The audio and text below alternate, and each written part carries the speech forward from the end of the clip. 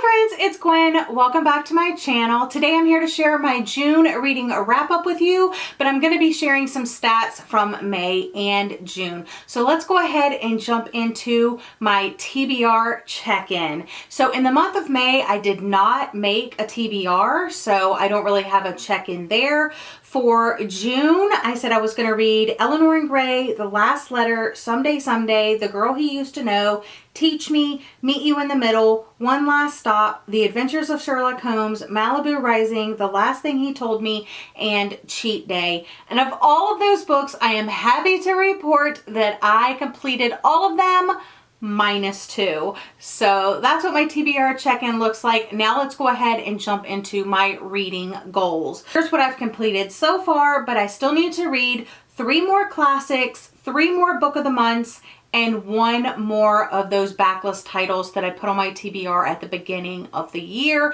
And the book that I have left is The Year of the Witching. So I'm thinking around September, October, that's when that will be completed. Now we're gonna go ahead and jump into the books. I have 3 DNFs, 1 book that I finished in May that I didn't get to talk to you about, and about 15-ish books that I read this month, but 8 of those were from the week that I read for Romance-a-thon. And I did daily vlogs for all of those books, plus a wrap up for those.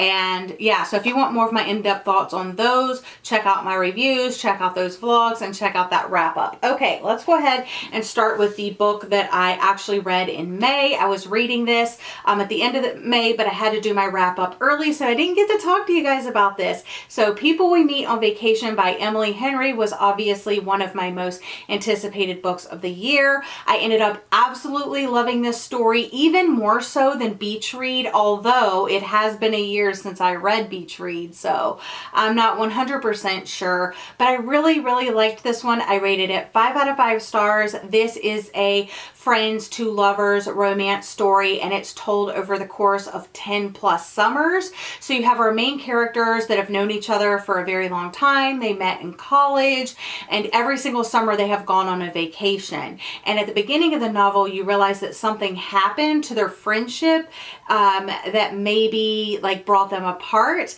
but now they are reconnecting for one last summer vacation. And over the course of that vacation, which is hilarious, they fall in love. And I love this one so much, but I really recommend both of them, Beach Read and this one, because they're very different. I think the Beach Read is more serious and emotional, and this one is more like lighthearted and fun. But if you're wanting to travel, if you're wanting to take a vacation, if you need a romance for summer vibes, this is the one for you. Highly recommend. Right, so I have 2 books to show you that I am DNFing. So I'm not permanently DNFing this, but I just realized that I'm not in the mood for it. I was enjoying what I read. I have my bookmark in here. I will definitely finish this up at some point. Everybody kind of knows what Sherlock Holmes is about, but it's mainly Watson telling stories about Sherlock Holmes and the mysteries that he's solving, and I'm really enjoying the stories and this edition and the illustrations and everything about it. It's just that there's definitely more books on my TBR that I am going to prioritize, but I would consider this a classic. I mean, it's the Classics Reimagined edition. So if I finish this before the end of the year, I will be able to count this towards my classics, which is kind of my goal. So yeah, so I'm just setting that aside for now. Unfortunately though, I am permanently taking Cheat Day by Liv Stratman off of my TBR, and I'm actually going to be getting rid of this copy. I really appreciate that the publisher sent me this finished copy. I gave this the old college try. You know what I'm saying? Like, I just don't think it was for me. I ended up reading about 50%, a little bit less, maybe 40%, but I just couldn't get into it. I read it before I went away a little bit, couldn't get into it, tried it again, and I was just going to power through. But the more I read, I wasn't interested. The writing wasn't pulling me in, and if I could put a book down and just like not care what happens, that means it's time to DNF. So yeah, so I'm actually going to get rid of this one. Really sad about it because Jacqueline did love it so much, but just not for me. But we are kind of opposite ends of the spectrum readers. So if you want more thoughts on this book, I will link Jacqueline's reading vlog down below for you guys so you can check out another reader who read this book and really, really enjoyed it. It's just not for me. Pretty Lost Dolls by Ǩērdūqī and Kay Webster. This is the second book in this dark suspense series. I think it's 4 books total in the series now. I didn't quite have the magic of the first one. It is very different from the first one. It follows the events of the first one. So I really can't tell you too much about it. I really did like this one. I liked the multiple POVs. I liked digging into Benny's backstory. However, after learning some of the motivations, it did become a little like, why are there more books in this series? Why are we stretching this story out? But it's very dark. It's very disturbing. So reader beware. And will I continue in this series? Probably, but it's not like a top priority. Last Thing He Told Me by Laura Dave, and I read this with my book club this month, and I absolutely adored the story. I had no idea I was going to be as emotionally invested in this story as I was. It was simple writing. It was a slow story. It was definitely more of a mystery than a thriller, and I'm finding that before the last, I don't know, I will say before this year, I didn't really enjoy mysteries as much as I did thrillers, but this year I've unexpectedly picked up quite a few mysteries and have really, really enjoyed them. They're like the quiet, slow-paced thrillers, if you will. Yeah, really liked this one. It's about a stepmom and daughter.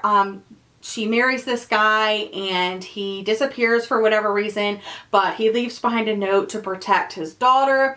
And the daughter and the stepmom like really don't get along so well, but they kind of go looking for the husband, her dad, and stuff like that. And it's just about that. And it was really well told. I liked the plot points. The ending really surprised me. Yeah, I really, really enjoyed this one. I rated this mystery 5 out of 5 stars. I also picked up One Last Stop by Casey McQuiston for my podcast, Talk Bookish to Me, which I do with my friend Jacqueline, who's also here on BookTube. You guys know already, but if you haven't listened to this episode yet, we went full in-depth discussion review in that episode. We talked about what we liked, what we didn't like, and everything in between. So if you want to hear my full thoughts, I will link that episode down in the description box for you. But I rated this story 3 out of 5 stars. Then I read Still Missing by Chevy Stevens. I really, really liked this one. I rated it 4 out of 5 stars. Chevy Stevens is an author that you guys recommended to us. This is a collab that I did with Jacqueline and Jesse. So I will have that video linked down below for you, but it just came out a couple of days ago. But I actually read this book before Romance-a-thon started because I knew we were doing the collab and everything. I really, really enjoyed this. I liked the writing. I am so excited to continue reading more Chevy Stevens. A lot of you guys said please do reading vlogs for it, so I probably will vlog every single Chevy Stevens book that I pick up and read. I probably will read them in publication order, but the new book, Dark Roads, comes out in August and I really want to read it. So I'm like, do I seriously need to binge all of Chevy Stevens books in July? But anyway, yeah, I really, really enjoyed this. My only critique is that I was really enjoying it up into was it like 150 something? 186. So it was about the halfway mark. A major event happened that I think if they would have stretched it a little bit longer, I would have enjoyed it more. But like this plot point, like this part, 5 out of 5 stars, highly recommend, one of my favorite books of all time. But then with this, it brought it down to a 4 stars. The ending was still really good. The second half was still really good. It just wasn't what I was expecting, and it went more into the mystery route than the thriller. So I'd say half of this book is thriller and half of it is mystery. And I don't think I've ever read a book quite like that. But yeah, 4 out of 5 stars for this one. Highly recommend you pick it up if you haven't. I also tried all of the first chapter of Chevy Stevens' current books that are out. And if you want to check that out, I will have that linked for you down below as well. Now we jump into all of the books that I read for Romanceathon, so I'm not going to talk about these too in depth. I read Someday Someday by Emma Scott, and I rated this story 3 out of 5 stars. I read Teach Me by Olivia Dade, and I rated this story 4 out of 5 stars. I read Eleanor and Gray by Brittany C. Cherry, and I rated this story 5 out of 5 stars. And I read The Girl He Used to Know by Tracy Garvis Graves, and I rated this story 2 out of 5 stars. 40 Love by Olivia Dade, and I rated this story 2 out of 5 stars. Last Letter by Rebecca Yarros, I rated this one 4 out of 5 stars. Meet You in the Middle by Devin Daniels, and I rated this one 2 out of 5 stars. And the last one I read for Romanceathon was Sweetest in the Gale by Olivia Dade, and I rated this one 4 out of 5 stars. Like I said, with those books that I told you that I read during Romanceathon, I have individual vlogs for every single one of the books, plus a wrap up. So if you're interested in more of my thoughts, check out my reviews, check out those vlogs, or check out that wrap up. After Romanceathon, I managed to read 3 of my most anticipated books of the year, and there's one more coming out at the very, very end of this month that will be in July's wrap up. You already know which author I'm talking about. You already know which book I'm talking about. Let's get into these books. The first one that I read after Romanceathon was Malibu Rising by Taylor Jenkins Reid. Guys, this book is so good, but I can definitely see it being like Daisy Jones, and the 6, you're either going to be obsessed with it or it's not going to be your thing. I'm obsessed with it.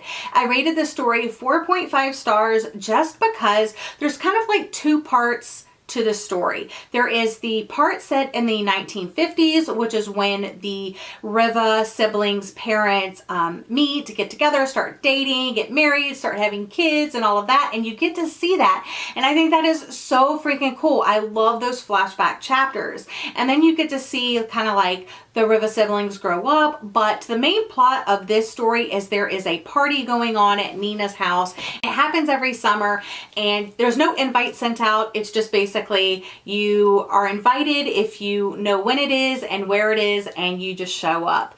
I didn't like the party aspects to this book. I could care less about the celebrities coming to the party, who showed up, what they were doing, and all of that.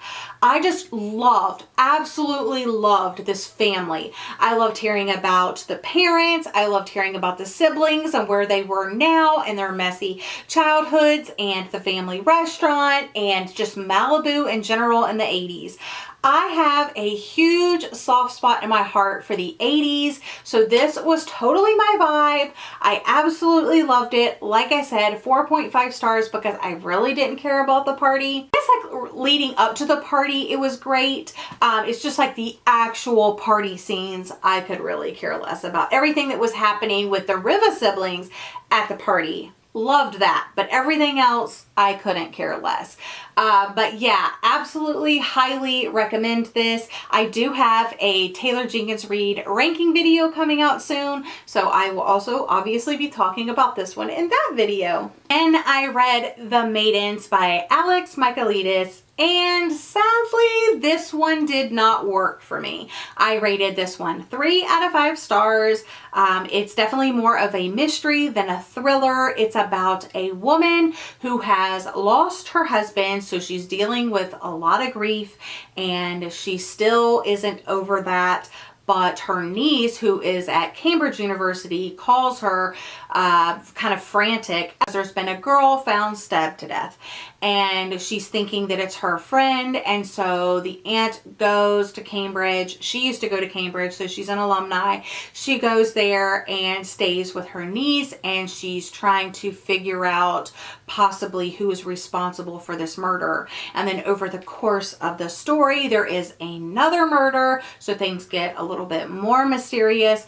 The main character definitely thinks she knows who is responsible. So for the majority of the novel, you're following her lead as she thinks it's this one person. She thinks it's this professor. She never opened up her mind to the possibility of it ever being anyone else. She was so sure it was this one person.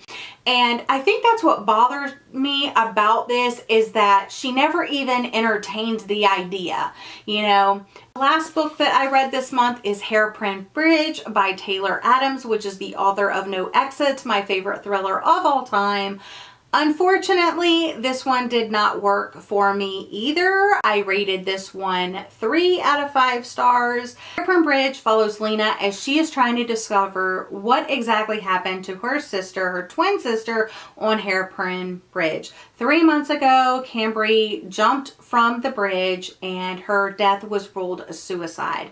But Lena does not believe that is what happens. She thinks that there is a killer on the loose, and there's some things surrounding the investigation that raises red flags for her. So she goes to Hairpin Bridge and she is determined to track down a killer and get a confession. I think the way that it was told, between telling like Lena's now chapters and Cambry's chapters and these blog posts that were mixed in, I think it made the story drag out. It also would stop the action mid-flow. I don't think it felt as isolated as it was supposed to feel. I don't think the stakes felt very high. Just because I couldn't picture things as clearly in my head as I wanted to. Turned into more of a why done it than a who done it. And I don't really like that. I like the killer being more of a mystery, like for a little bit longer. And that didn't really happen in here. And I really would have liked if the blog posts was the epilogue of the story. But 3 out of 5 stars for this one. Yes, I will continue to pick up Taylor Adams. This one just didn't work for me. That's all for today's video. Thank you so much for watching. I hope you're all having a lovely day or night. And I'll see you guys again in another video very soon. Bye guys!